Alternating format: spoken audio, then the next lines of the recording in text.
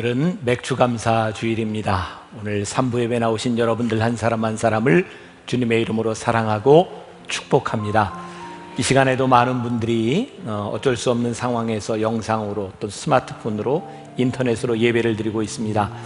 우리들이 함께 인사하고 축복해 줬으면 좋겠어요. 이번 주에도 제가 그런 얘기를 많이 들었습니다. 영상으로 인사할 때 너무너무 반갑대요. 그래서 자기들도 막 한대요. 자, 우리 오늘은 맥주감사주일이니까 감사합시다. 그리고 손을 흔들어 인사합시다. 시작. 감사합시다. 네, 고맙습니다. 오늘 말씀은 순서대로 가지 아니하고 맥주절과 좀 연결해서 7장으로 잠깐 넘어갔습니다. 다음 주부터는 다시 원래대로 돌아갑니다. 우리 말씀을 나누기 전에 내 삶에 들어온 주님의 말씀, 우리들이 말씀을 기대하는 마음으로 같이 찬양하고 말씀 속으로 들어가겠습니다.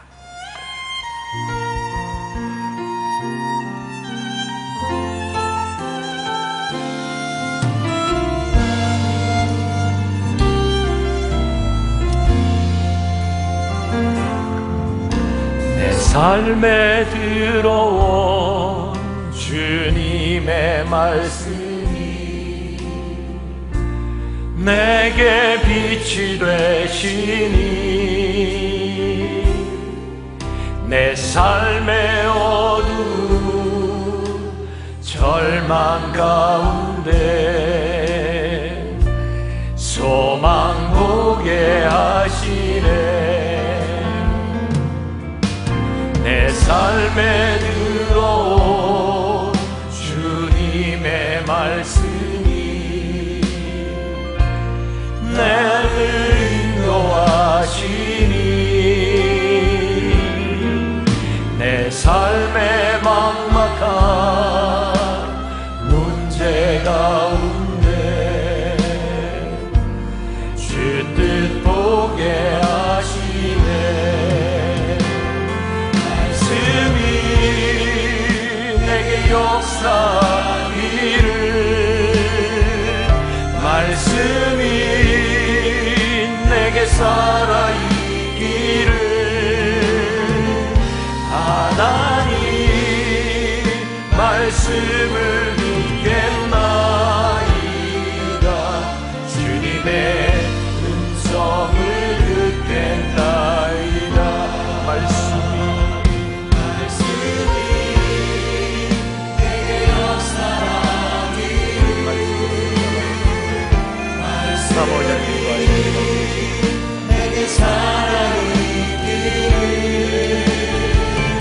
하나님 말씀을 듣겠나이다.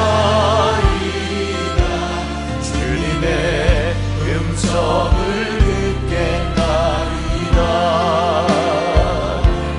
주님의 말씀을 듣겠나이다. 주님의 뜻대로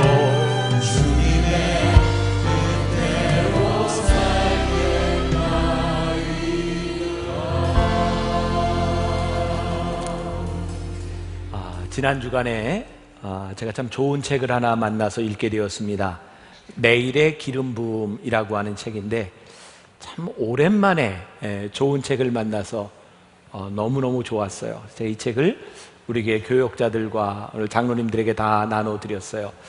여러분들에게도 기회가 되면 좀 볼 수 있으면 좋겠고, 장로님들하고 교역자들만 제가 사서 나눠드렸는데 억울하면 장로가 되든지 목사가 되든지 하시면 됩니다. 이 기름 부음, 내일의 기름 부음이라고 하는 이 책 가운데 저에게 참 인상적이었던 것이, 하나님께서는 우리 믿는 자들에게 모두 기름을 부어주시는데 어떤 사람들은 그 기름 부음이 어제로 끝나기도 하고 현재에 있기도 하고 미래에 존재하기도 한다는 겁니다. 그 책에 보면 예를 들어서 이스라엘의 초대 왕이었던 사울의 이야기를 하고 있습니다. 그는 대표적으로 어제의 사람이 되었다. 그가 하나님 앞에 기름 부음을 받을 때 그는 참 괜찮은 사람이었습니다. 겸손했고 예언을 하며 하나님 앞에 쓰임받을 만한 사람이었어요.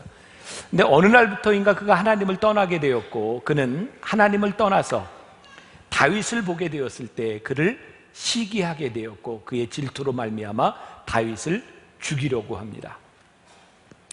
신기한 것은 그가 하나님 앞에 버림을 받았음에도 불구하고 20년 동안 더 왕위에 있었다는 사실입니다. 이 켄달이라고 하는 사람은 이 책에서 이런 말을 합니다. 하나님이 우리를 부르셔서 우리를 쓰시고 우리가 하나님 앞에 버림을 받을지라도 우리는 어느 정도 그 자리에 있을 수 있습니다. 자기도 그 자리가 적합한지 알기도 하고 사람들도 그렇게 합니다. 그러나 하나님은 아십니다. 무서운 것은 시간이 지났을 때 그는 버림받은 사람, 그는 과거의 사람이 되었다는 것입니다. 저는 오늘 이 맥주감사절을 지나면서 오늘 우리들이 부르신 이곳에서라고 하는 말씀을 함께 나누면서 오늘 여러분들에게 주어지신 기름 부음이 무엇인지, 무엇이 여러분들에게 임한 은혜인지, 그 기름 부음 받음으로 인해서 우리들에게 주신 사명은 무엇인지, 혹시 우리가 과거의 사람이 되지는 않았는지, 이런 말씀을 함께 나누려고 합니다. 설교를 준비하며 읽었던 어떤 이야기입니다. 어느 날 예수님의 제자 가운데 하나였던 마가가 꿈을 꿉니다. 꿈속에서 예수님이 힘겹게 십자가를 지고 가시는 장면을 보게 됩니다. 제자 마가는 예수님에게 달려가서 예수님께 이렇게 말합니다. 주님, 제가 주님의 십자가를 대신 지겠습니다. 예수님은 아랑곳하지 않고 계속해서 십자가를 지고 가십니다. 마가는 예수님께 다가가서 다시 한번 얘기합니다. 주님, 제발 제가 주님의 십자가를 지게 해주세요. 예수님은 묵묵히 걷다가 따라온 마가를 향해 이렇게 말씀합니다. 마가가 따라왔던 그것을 손가락질하면서 형제여, 이것은 내 십자가니 내가 조금 전에 내려놓은 너의 십자가를 지어라. 마가는 뒤로 돌아가 자기가 내려놓았던 십자가를 지고 주님을 따라갑니다. 주님을 따라가서 보았을 때 놀랍게도 주님의 어깨 위에 있었던 무거운 십자가가 사라져버린 것을 보게 됩니다. 주님의 십자가가 어디에 갔습니까?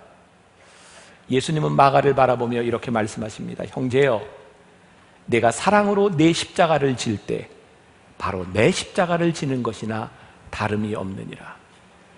오늘 우리들에게 중요한 것은 오늘 우리를 부르신 그 자리에서 우리가 감당해야 될 것과 우리들이 져야 할 십자가를 지고 있느냐는 것입니다.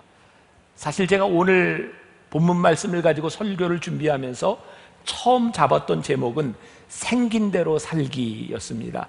네, 써놓고 보니까 조금 품위가 좀 떨어지는 것 같아서 제가 제목을 부르신 그곳에서라고 잡아보았는데, 제가 정말 하고 싶은 이야기는 생긴 대로 살자는 거예요. 우리들이 그냥 막 살자고 하는 것이 아니라 우리의 있는 모습 그대로 우리를 부르신 그 부르심의 현장에서 우리는 무엇인가, 이것을 물어야 하지 않겠는가. 사람들은 살아가는 자기들의 방식이 있습니다. 어떤 사람들은 상대방이 나와 같았으면 좋겠다라는 것을 요구하기도 하고, 어떤 사람은 내가 가지지 못한 것을 가진 그 사람을 바라보며 부러워하기도 합니다. 하나님께서 우리를 다 부르셨는데 문제는 우리를 똑같은 자리에서 똑같은 상황에서 부르신 것이 아니라는 것이죠. 고린도 교회에도 이런 동일한 문제로 교회 안에 문제와 갈등이 존재했어요. 어떤 사람은 할례를 받고 유대인으로 살아가다가 예수님을 영접하게 되었고, 어떤 사람은 이방인으로 살다가 예수님을 영접합니다. 유대인들은 할례를 받은 사람이고 이방인들은 할례를 받지 않은 사람입니다. 어떤 사람은 자유인으로 살아가다가 불리움을 받고, 어떤 사람은 종으로 살다가 불리움을 받습니다. 그래서 사람들 사이에 이런 논쟁이 있었던 것 같아요. 내가 불림받은 자리와 내가 불림받은 자리가 틀린데 네 신앙을 보니 나와 좀 같아야 되지 않겠는가라고 하면서 내 신앙을 요구하는 사람도 있었고, 그 사람의 모습이 너무너무 부럽게 생각되는 사람도 있었던 것 같아요. 마치 오늘 여기에 있는 우리들의 모습처럼 말이죠. 그래서 사도 바울은 오늘 본문 말씀 20절에서 이렇게 말씀합니다. 같이 한번 봉독해 볼까요? 각 사람은 부르심을 받은 그 부르심 그대로 지내라. 사도 바울은 이야기합니다. 너희들을 부르신 그 부르심 그대로 지내라. 종종 우리는 교회에서 좀 잘못된 전도의 형태를 보게 됩니다. 전도는 하나님의 말씀을 전하는 것임에도 불구하고 우리는 우리가 살아왔던 믿음의 전통과 내 습관, 내 삶을 전도라고 착각하는 경우가 있는 것 같아요. 제가 만나교회가 여기 들어서기 전 92년 후반부에 임해천 동신상가에서 교인들 몇몇과 함께 개척교회를 시작했었습니다. 그때 그 교회를 이렇게 지나가다 보면 늘 길가에 플래카드가 이렇게 걸려 있었어요. 아마 그 당시 살았던 분들은 기억하시는지 모르겠어요. 교회 이름은 이야기 안 합니다. 그런데 그 교회에 이렇게 붙여져, 여러분 우리 목사님 설교 한번 들어보세요. 그게 교회의 플래카드였습니다. 저는 그때 그런 생각을 했어요. 저건 아무래도 어떤 개인이 목사님이 좋아서 걸어놓은 것 같지는 않고 아마 교회가 교회 홍보 차원에서 저걸 걸어놓았던 것 같아요. 그때 제 마음, 저건 전도가 아닌데, 교회를 홍보하는 것이 될 수는 있지만 저것이 전도는 아닌데, 우리 목사님 설교 한번 들어보세요 라고 하는 것이 내가 그 목사님의 설교가 좋아서 내 마음에 들 수는 있지만 그 설교를 듣지 않는 사람이 잘못된 것은 아닌데 왜 굳이 내가 듣고 있는 설교를 다른 사람도 들어야 된다고 생각을 할까? 저는 여기 만나교회를 다니는 여러분들이 이 만나교회를 정말 좋은 교회로 생각하고 있는 줄 저는 믿어요. 네, 조금 제가 오버한 것 같아요. 그리고 여러분들이 저와 함께 신앙생활을 하면서 만나교회 담임 목사로서 참 좋다 이렇게 느끼고 있다고 생각하고 싶어요. 네, 얼마나 좋아요. 저는 참 좋은 일이라고 생각합니다. 그러나 우리가 좋은 것만큼 다른 사람도 동일한 좋음이 있을 수 있고 내가 느끼는 것과 틀리게 다른 사람도 얼마든지 느낄 수 있지 않겠습니까? 우리가 만일 복음에 대한 열정을 가지고 제발 와서 복음을 들어야 되는 열정이라면 모르지만 내가 신앙생활하고 있는 이 교회의 스타일과 목사님의 설교와 이런 것이 좋아서 다른 사람도 와서 이렇게 신앙생활하고 여기로 들어오세요 라고 한다면 이것은 사도 바울이 이야기하는 것처럼 고린도 교회가 가지고 있었던 뭔가 잘못된 신앙의 형태라는 거죠. 우리의 바람, 그것이 나쁜 것은 아니지만 그것이 독선이 될 수도 있다는 거예요.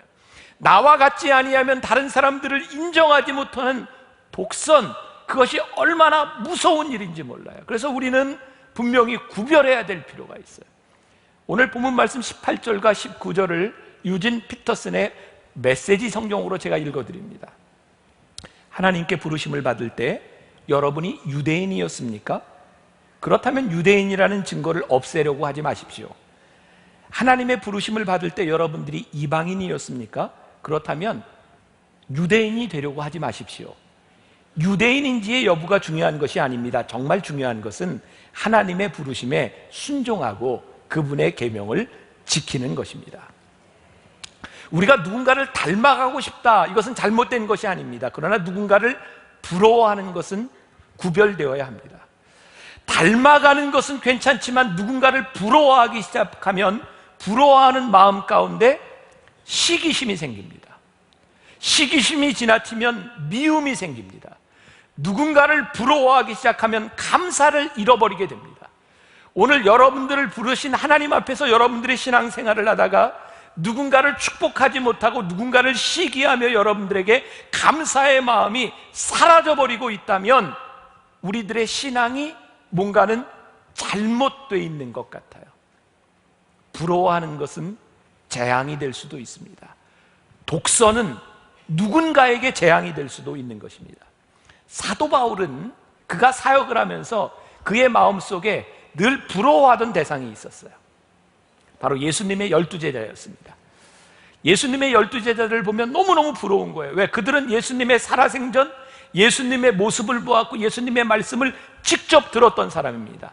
그런데 사도 바울은 어느 날 다메섹 도상에서 부활하신 예수님을 만나고 부르심을 받았어요. 그래서 그의 마음 가운데는 늘 그게 컴플렉스였던 것 같아요. 그래서 늘 나 사도된 바울은 나는 사도다 그렇게 주장합니다. 그가 아무리 주장해도 그는 예수님의 12제자와는 같을 수가 없었어요. 사도 바울이 깨닫게 된 거죠.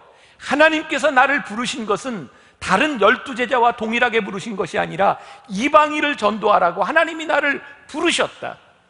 그 다음부터 사도 바울은 그가 배우려고 했던 것, 그가 부러워했던 것, 그것이 문제가 하나님께서 나를 부르신 그 부르심 앞에서 나의 약함도 강함이라고, 내가 소중하게 생각했던 것들도 다 내가 배설물로 버릴 수 있으면 하나님이 나를 부르신 그 자리가 가장 귀하다고 하는 것을 고백하게 되죠.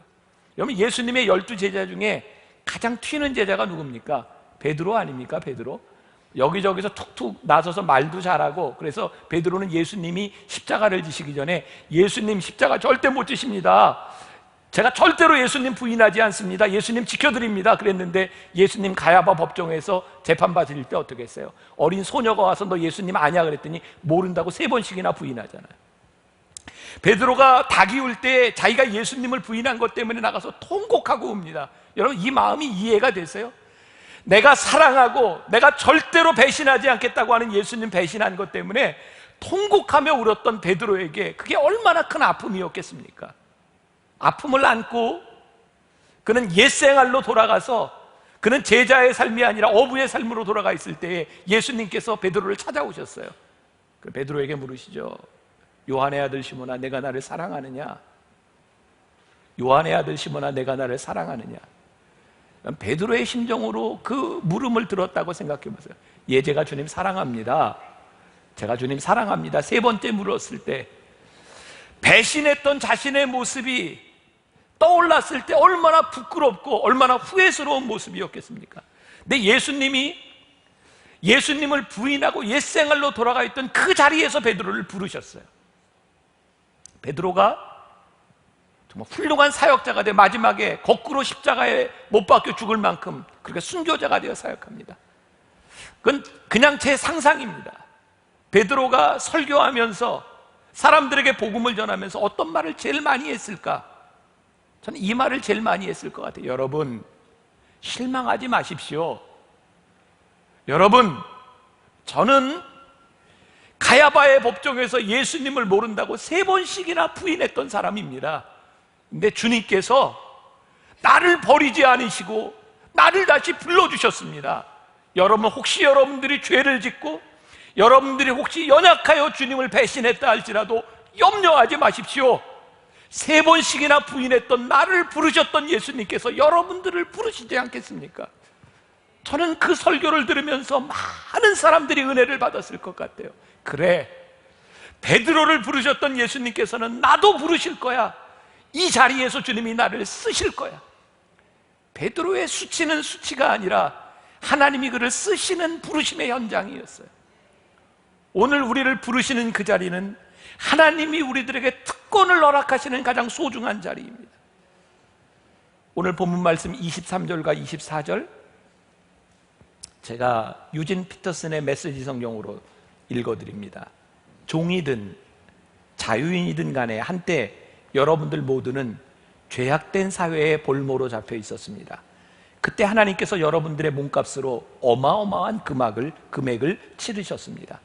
그러니 여러분은 다른 사람이 시키는 대로 행하던 옛 습관으로 돌아가지 마십시오. 친구 여러분, 여러분이 부름받았던 그 자리에 머무십시오. 하나님께서 그 자리에 함께 계십니다. 고상한 자세를 견지하고 하나님 곁에 머무르십시오. 우리가 부르심의 그 자리에 있을 수 있는 근거, 이유가 무엇입니까? 여러분들을 부르신 그 자리에 하나님께서 계시기 때문입니다. 여러분들을 부르셨던 그 자리가 아무리 수치스럽다 할지라도 하나님께서 여러분들 어마어마한 값을 주시고 여러분들을 사셨기 때문에 바로 여러분들이 있는 그곳에 하나님이 계십니다. 이때 우리의 사역과 우리의 삶은 자유함을 누리기 시작합니다. 어떤 것도 우리의 발목을 잡을 수 있는 것이 아니라 우리를 부르신 그 자리에서 우리들이 하나님 앞에 쓰임받을 수 있음을 고백하게 됩니다. 여러분들에게 묻습니다. 여러분들 복음 안에서 자유하십니까? 예수님을 믿고 여러분들 섬기는 이 자리가 여러분들에게 자유하십니까? 당시 많은 사람들이 이 자유를 잘못 이해하고 있었던 것 같아요. 내가 하나님 앞에 부르심을 받았는데 이제 부르심으로 내가 무엇을 해야 되겠는데, 우리들의 선함, 그래서 사람들은 끊임없이 죄에서부터 자유하려고 자기를 억누르고 그래서 교회 안에는 금욕주의적인 성향도 나타났던 것 같아요. 그래서 신앙생활을 오래 하면 오래 할수록 우리의 신앙을 지키려고 교회 안에서는 많은 법들이 만들어져요. 우리들이 하나님 앞에 부르심을 받아서 이 부르심대로 살아가려고 하는데, 언제부터인가 죄에서부터 자유한 것이 아니라 죄에서부터 자유하기 위하여 만들어놨던 법들이 우리를 붙잡기 시작했어요. 아무리 노력해도, 우리들이 아무리 금욕적인 생활을 해도 우리들의 삶이 죄를 이길 수가 없는 거예요. 이것이 오늘 우리들의 문제예요. 우리 인간들에게 솟아나는 욕망에 대한 문제, 그 억제한다고 우리들에게도 죄성이 없어지는 것이 아닙니다. 오히려 욕망으로 인해서 우리들에게 죄책감이 점점 찾아올 뿐입니다. 우리들은 금욕적인 삶을 살 만큼 그렇게 완전한 사람이 되지 못합니다. 중요한 것은 우리들이 자유한 삶을 누리기 위해서는 우리가 가지고 있는 욕망을 선한 것으로 바꾸는 것입니다. 예를 들어서 돈을 얻고 싶은 욕망이 우리들에게서 사라지지 않습니다. 그때 우리는 어떻게 의지를 바꿔야 되느냐? 그 돈을 가지고 어떻게 선하게 써야 할지를 생각해야 합니다. 우리들 속에 있는 성욕, 인간이 가지고 있는 성욕의 문제가 해결되지 않습니다. 그래서 우리는 결혼의 제도 가운데서 우리들이 성욕을 잘 쓸 수 있도록 해야 되는 것입니다. 우리가 가지고 있는 명예욕, 절대로 해결되지 않습니다. 그래서 우리들이 하나님 앞에 우리들이 주시는 명예를 하나님 앞에 어떻게 영광스럽게 쓸 수 있는가를 생각해야 합니다. 우리의 의지가 욕망을 억제하는 것이 아니라 선한 의지로 바뀌어져야 하는 것입니다. 자유, 저는 여러분들에게 한 가지 이런 말씀은 드릴 수 있을 것 같아요. 저는 목사로서 살아가면서 참 자유합니다. 저와 만나는 목사님들이 저를 참 부러워해요. 그래서 저에게 붙여준 별명이, 김병삼 목사님은 자유로운 영혼이야. 너무너무 자유로워요. 종종 교인들이, 아니면 사람들이 저에게 얘기합니다. 목사님, 저희 집이 여기 9층이거든요. 교회에서 살면 불편하지 않아요? 저는 안 불편한데. 안 불편해. 진짜 안 불편해요. 진짜 안 불편해요. 왜? 전 너무너무 편해요. 가깝잖아요. 비가 오나 눈이 오나 우산 쓸 일도 없어요. 너무너무 좋아요. 근데 뭘 불편하다고 생각하면 이 교회 안에서 교인들을 만나는 것이 목회자가 불편하다고 생각하는 거예요. 만일 제가 여러분들을 만나는 제 모습과 만나지 않을 때의 모습이 다르다면 불편합니다. 그러나 그 모습이 동일하다면 불편할 이유가 없지 않겠습니까? 저는 그렇게 생각해요. 내가 생긴 대로 사는 것만큼 밖에는 목회를 못한다. 내가 생긴 것만큼, 내가 살아가는 것만큼 설교할 수밖에 없지 않겠는가? 만일 우리들이 내 욕망을 감추며 살아간다고 하면 우리들에게 이 자유함이 어떻게 있을 수 있겠는가? 저는 가능하면 이렇게 있는 대로 생긴 대로 살려고 노력을 많이 하는데, 오래전입니다. 저희 교회 시청각 선교위원회가 저한테 현충일에 같이 야유회를 가자 그래서, 제가 미국에서 돌아온 지 얼마 안 됐을 때입니다. 야유회를 간다 그래서 제가 여름이니까 선글라스도 끼고 반바지를 입고 샌들을 신고 딱 나타났는데 깜짝 놀랐어요. 교인들이 다 긴 바지를 입고 이렇게 나타났는데, 아마 저하고 가서 그랬는지 원래 그런 건지 모르겠지만 저는 굉장히 당황스러웠어요. 이거 내가 뭔가 잘못된 거 아닌가. 저는 이 근처에서 운동을 할 때, 테니스를 칠 때도 그렇고 피트니스를 할 때도 그렇고 가까운 데 싼 데 찾아서 갑니다. 근데 목사님들이 되게 그런 데 가서 교인을 만나면 불편하지 않냐고, 왜 불편해야 되냐고. 제가 처음에는 수영장도 여기 누코아에서 수영을 했는데, 전 자유로운 영혼이니까 수영장에 갔어요. 자유롭게 수영하는데 그 다음에 들리는 얘기가, 저는 자유로웠는데 거기 있는 교인들이 자유롭지 않아서 다 잠수를 탔대요. 그 제가 수영장은 안 가요. 그리고 앞으로도 안 갈 거예요, 수영장은. 저는 자유로운데 저 때문에 자유롭지 못한 사람들이 있어서 안 가요. 제가 여러분들에게 뭘 이야기하려고 하는가? 하나님이 우리를 자유로 부르셔서 우리를 부르신 그곳에서 우리들이 살도록 하셨는데, 우리들이 자유를 사용할 수 있는데, 성경은 우리들에게 네 마음대로 사용하라 라고 말씀하신 것이 아니라 유익을 위해서 쓰라는 거예요. 우리들의 욕망을 억누르며 금욕이 아니라 우리들이 쓸 수 있는 자유를 유익을 위하여 쓰는 것. 그래서 우리를 부르신 그 자리에서 자유롭게 우리들의 사명을 감당하며 살아가라고 하는 것. 율법이나 법이 우리를, 제도가 우리를 억누르는 것이 아니라 그것보다 더 위에 있는 하나님의 진리 가운데서 살아가야 되는 것, 그것이 우리들에게 중요하다. 제가 나중에 이제 결혼과 독신, 이혼 이런 문제를 더 다루겠지만, 오늘 본문 말씀이 25절 이하에 쭉 그 결혼과 독신, 이혼에 대한 문제들이 나오고 있어요. 결혼, 독신, 그 제도에 대한 문제입니다. 혹시 여기 결혼하는 처녀들이 있다면 잘 들으세요. 25절과 26절에 처녀들에 대해서 나오고 있습니다. 제가 읽어드릴게요. 처녀들에 대하여는 내가 주께 받은 계명이 없으되 주의 자비하심을 받아서 충성스러운 자가 된 내가 의견을 말하노니 내 생각에는 이것이 좋으니 곧 임박한 환난으로 말미암아 사람이 그냥 지내는 것이 좋으니라. 자, 이 말 오해하지 말고 잘 들으세요, 처녀들. 이것은 주님의 말씀이 아니래요. 사도 바울이 이것은 주님이 내게 주신 말씀이 아니라 내가 목회를 하면서 너희들에게 하는 말이다. 그런데 우리가 시대적인 배경을 잘 이해를 해야 되는데, 당시 사도 바울 시대에는 예수님의 부활하시는 장면을 본 사람들도 있었고, 예수님께서 내가 너희의 본대로 다시 오리라라고 하는 말씀 때문에 임박한 종말론 사상을 가지고 있었어요. 그래서 사도 바울이 처녀들에게 너희들이 결혼을 하지 않았다면 종말이 곧 올 것이니 너희들이 결혼을 하는 것보다 그냥 지내는 것이 너희들에게 옳을 수 있겠다. 그러니까 이것은 그 당시에 그 신앙관에서 이야기한 것이었어요. 그리고 이것은 법이 아니라 내가 목회적으로 판단할 때 이런 생각을 한다라는 거였어요.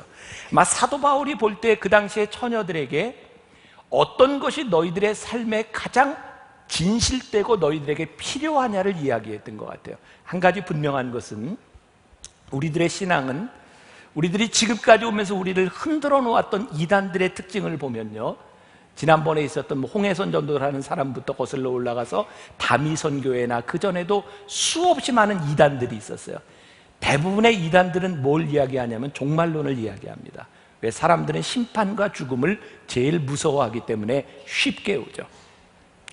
하나같이 그들의 특징이 뭐냐면, 종말이 이 말이니 너희들이 재산을 다 팔아다가 모아서 같이 살자든지 재산을 바치라든지, 아니면 여기에 종말이 임할 거니까 같이 이렇게 피해 가자든지, 그런 이야기들을 해요. 여러분, 성경은 우리들에게 종말이 온다고 특별한 일을 하라고 말씀하지 않습니다.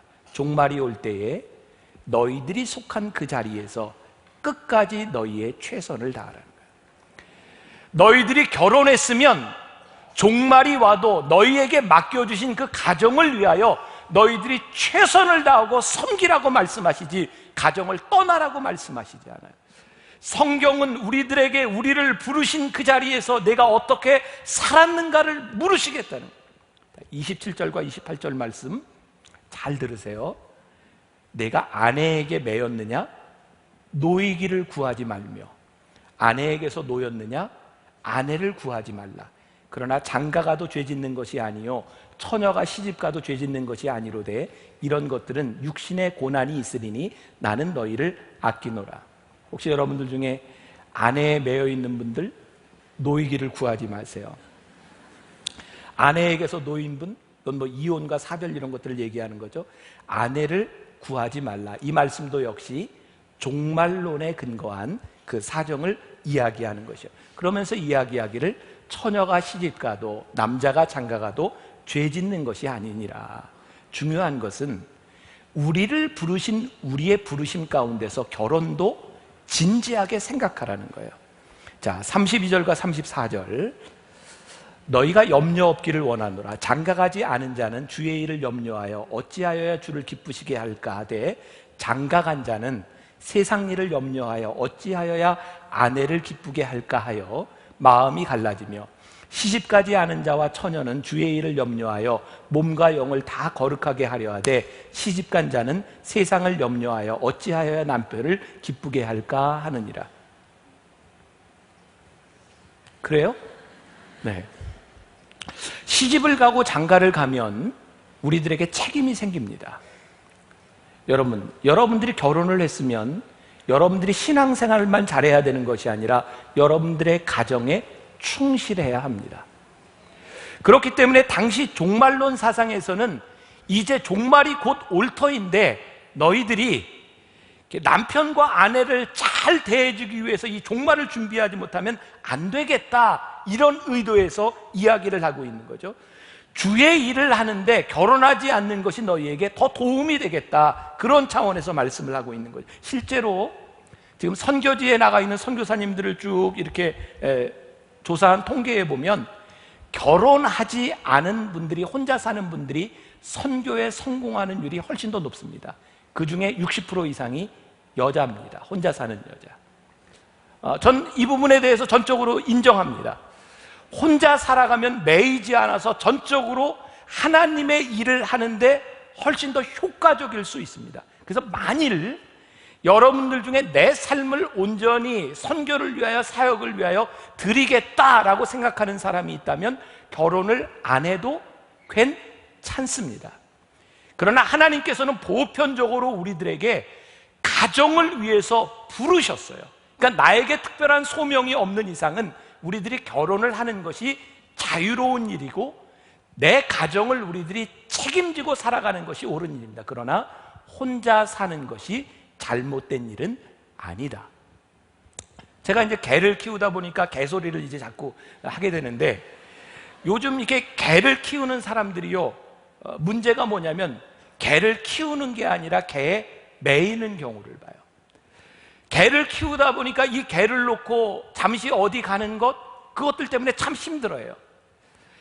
개는 키울 수는 있으나 여러분들의 사역과 여러분들의 삶과 여러분들의 소명이 개에 매여 있다면 잘못된 것입니다. 여러분, 우리들이 집을 잘 짓고 아름답게 인테리어를 하고 살아가는 것 틀린 일이 아닙니다.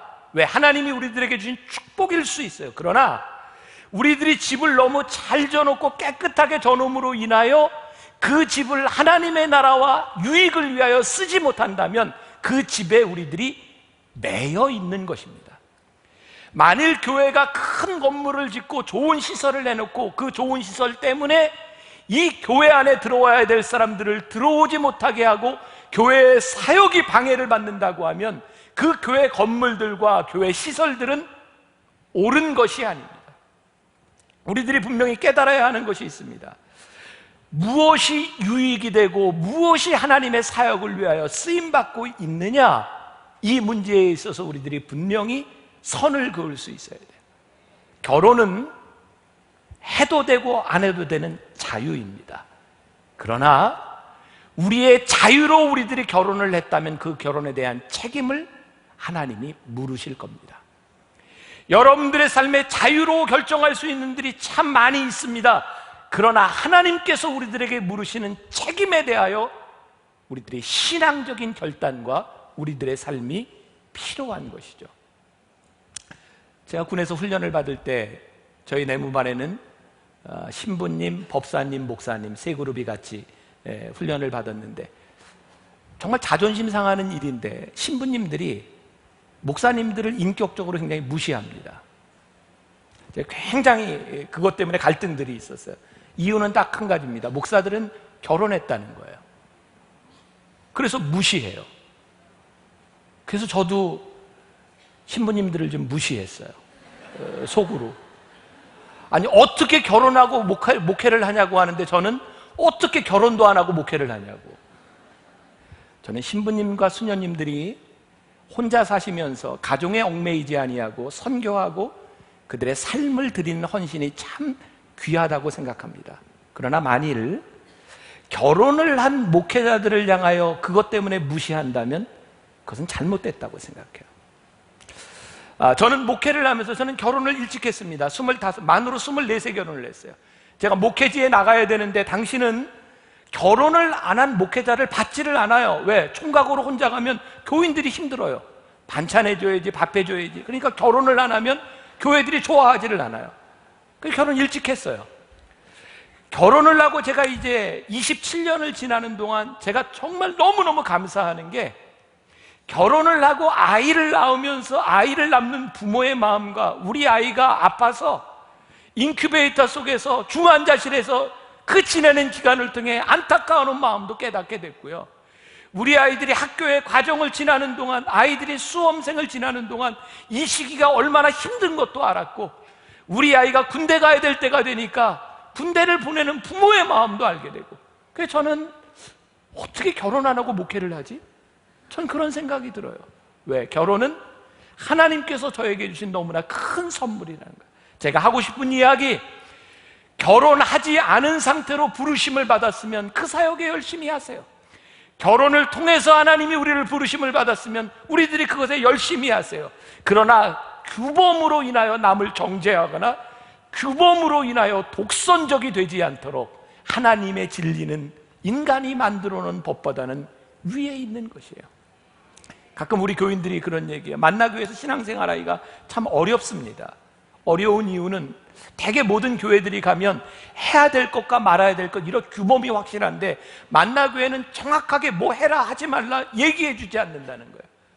근데 저는 정말 여러분들에게 이거 하시오 하지 마시오 하면 편할 것 같아요. 여러분들도 편할 것 같아요. 그런데 우리들이 하고 하지 말라는 규범을 만들면 만들수록 우리는 자유함을 잃어버려요. 그리고 규범 속에서 율법적이 되어버려요. 힘들기는 하지만 여러분들이 말씀과 여러분들이 기도하며 여러분들의 삶이 어찌해야 될지를 여러분들이 결정해야 돼요. 여러분들은 자유로 부르심을 받았기 때문에 그래요. 부르심을 받은 그 자리에서 여러분들이 응답할 수 있어야 되기 때문에 그래요. 전 여러분들이 만나교회에서 신앙생활하는 동안 참 힘들 것 같아요. 근데 저는 그게 진리의 길이라고 생각해요. 우리를 부르신 그곳에서 우리들이 어떻게 응답하며 우리들이 살아가는가. 시간이 많이 지나갔네요. 제가 조금 요약을 하겠습니다. 고린도 교회의 복음이 전해지기 전 예수를 믿고 신앙생활하던 사람들에게 사도 바울이 권면합니다. 될 수만 있으면 가정을 잘 지키십시오. 그리고 여러분들이 가정을 만들 때에 여러분들이 할 수만 있다면 주 안에서 가정을 만드십시오. 그러나 여러분들이 그렇게 하지 못했다면 여러분들에게 주어진 가정과 여러분들의 삶에 성실하십시오. 그것에 충실하십시오. 그것이 하나님이 원하시는 겁니다. 어떤 랍비라고 하는 사람이 길을 걷고 있는데 어떤 사내가 바쁘게 달려가더랍니다. 랍비가 사내에게 물었답니다. 여보시오, 어딜 그렇게 바쁘게 가시오? 달리던 사내는 뒤도 안 돌아보고 말을 합니다. 저는 행운을 잡으려고 달려갑니다. 그때 그 말을 듣고 랍비가 웃으며 말을 합니다. 어리석은 사람이군요. 지금 자네의 행운이 자네를 잡으려고 부지런히 따라가고 있습니다. 천천히 가십시오. 당신이 너무 빨리 가고 있습니다. 의미 있는 이야기입니다. 우리가 하나님 앞에 부르심을 받았어요. 그 부르심은 저 앞에 아니면 누군가에게 있는 것이 아니라 나에게 있어요. 여러분들을 부르신 그 자리에서 여러분들이 성실하게 자유로 여러분들의 삶을 살아가기 시작할 때 그 부르심의 자리가 축복이에요. 여러분, 우리를 부르신 그 자리가 축복이라고 우리들이 믿음으로 고백하는 순간 우리는 하나님을 예배해요. 와, 하나님 나를 부르셨어요. 나를 부르신 하나님을 찬양합니다. 예배는 하나님 앞에 무릎을 꿇고 경배하는 거예요. 그리고 우리는 고백해요. 나를 부르신 하나님 앞에서 내가 하나님을 찬양하며 하나님은 내 삶의 베스트이심을, 지금도 내 삶을 주장하고 계심을 내가 하나님 앞에 고백합니다. 하나님의 부르심을 인정하는 것은 절대로 소극적인 것이 아닙니다. 하나님이 우리를 부르신 그 부르심 앞에서 우리들이 해야 될 일이 생기고 우리들이 최선을 다하게 되고 적극적인 인생으로 바꾸어 주는 것, 부르신 그곳에서 사명을 다하며 부르신 그곳에서 우리들이 예배하며 살아가겠습니다. 오늘 이 고백이 여러분들의 고백이 되시기를 주님의 이름으로 간절히 축원합니다. 우리 부르신 곳에서 함께 찬양하겠습니다.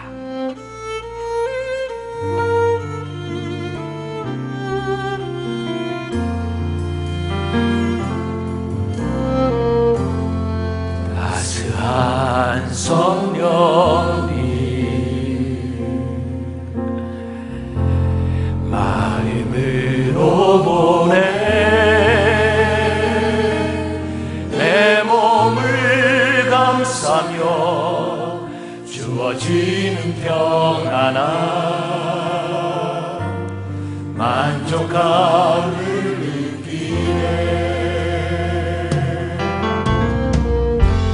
사랑과 진리에 봉헌하며 찬양하겠습니다. 한 줄기 빛보네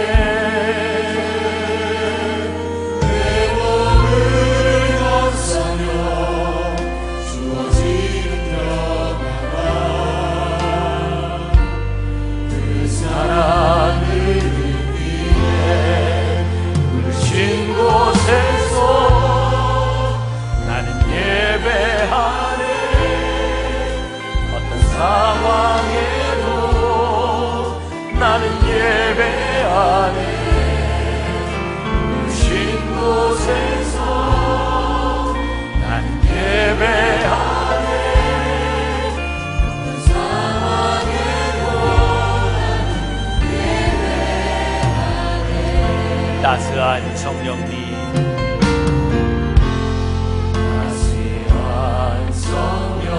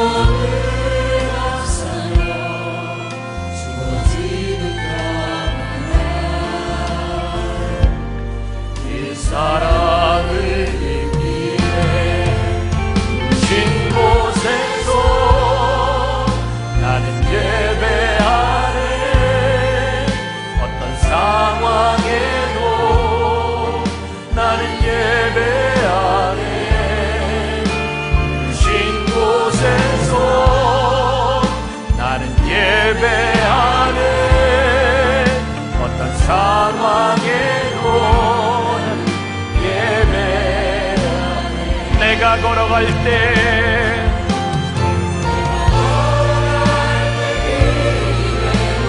살아갈 때 삶의 곳에서 예배하네. 내가 걸어갈 때 길이 되고 살아갈 때 삶이 되고 그곳에서 예배하네.